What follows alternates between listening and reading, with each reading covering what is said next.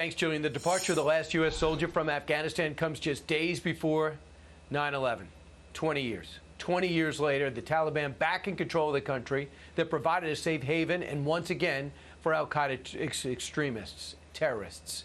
Our next guest served on the front lines of the war on terror, but they're not done serving. They were members of the elite Navy SEAL teams and now running for Congress. Retired SEAL sniper Brady Duke is running for the Florida's 7th Congressional District. Eli Crane joined the Navy just days after 9/11, is now running for Arizona's 1st District. And Morgan Luttrell served multiple tours in Iraq and Afghanistan and wants to represent Texas's 8th Congressional District. Former Navy SEAL commander, former Congressman, former Interior Secretary Ryan Zinke is now running again, this time from Montana's 2nd District. Let's start with you, Ryan. The President of the United States says this chaos with the dismount from this country was unavoidable. Do you agree? I do not. We abandoned our allies, we abandoned our citizens, and we abandoned our principles. And look, I am disgusted at our actions as a nation, and this president and his cabinet are responsible and accountable. I'm sad for the loss of life and liberty, and I'm angry because it was both predictable and preventable. Morgan, it looks like the chairman of the Joint Chiefs of Staff is open to talking with the Taliban and seeing maybe combined efforts to take out other terrorist groups. Are you ready to get over it with the Taliban? Am I ready to get over it? No. I think we're in a bad spot right now. I'm disappointed in the administration. I concur with Commander Zinke's remarks. This was improperly mismanaged at every level, and they most certainly need to be held accountable. My heart goes out for those lives lost most recently, and in the memories of all of those who have fallen before.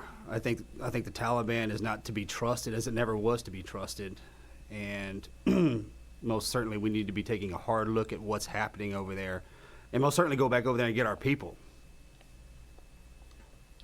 You know, Brady, the President of the United States just didn't see the advantage of having a counter-terrorist force out there in a huge base like Bagram, or one of the other 6 bases. Did you, or was it time for you to, in your mind, to get out? Was it time for us to get out?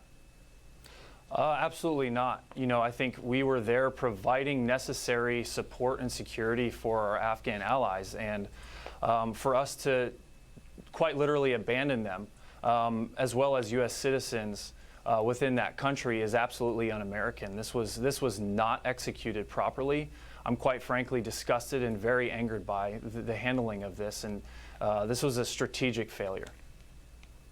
Eli, the President of the United States got a phone call, and he was talking to Ghani, and Ghani said, I need some air power because other terrorists are pouring in from Pakistan. He was basically denied that. Would air power have made a difference? Well, I think air power would have made a difference, and, you know, I can't help but be disgusted, like my other colleagues here, on how we handled this situation, and I can't help but think about the other implications around the world that this messaging sends, that our execution sends to some of our allies like Israel and Taiwan, and furthermore, the same message that we're sending to some of the bad actors in the world like Iran and China that would just love to come in and harm our allies. America just became a lot more dangerous. The world became a lot more dangerous. And I don't think this administration has any ability to handle it. Morgan, are you shocked that a commander like General Milley or Secretary of Defense would be talking to Ghani about perceptions and optics instead of tactics? I think this administration is going into damage control and doing everything they can to try to remedy the problem, and they're just not doing it correctly, honestly. What is it like for you and your family to see this? It's challenging, especially, you know, my brother and I, and both having served over there. But one thing that I like to tell, because we've been fielding calls, as all of us on this panel have been fielding calls from veterans and service members across the country. As painful as it is, I tell everyone that served over there, hold your head high. You did an honorable job. You did exactly what you were supposed to do. You served your country, you followed orders, and this is mission success for us. There was never an opportunity for us to spike the football. And for those that lost, may God put peace in your heart and know that your loved ones and their sacrifice was so others may live. Understood. Now you guys aren't done serving. I want to get to everyone to run in, to weigh in while you're running. Ryan Zinke, you've done this before. Why go back?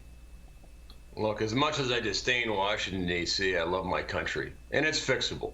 You know, we have to rise as the American people, but we're going to have to pump the brakes on what's happening. You look at Afghanistan on the foreign side, you look at domestically, inflation, begging OPEC for oil. We have no southern border. America, it's time to wake up and pump the brakes. You know, follow us. We have SEALs and Special Forces rising to the occasion. You know, SEALPAC.org and RyanZinke.com. Follow us, because we're going to take back America, folks. We're going to pump the brakes and stop this nonsense. Gotcha. Brady, you want to go back too, but you want to serve in a suit this time. Real quick, what's your message?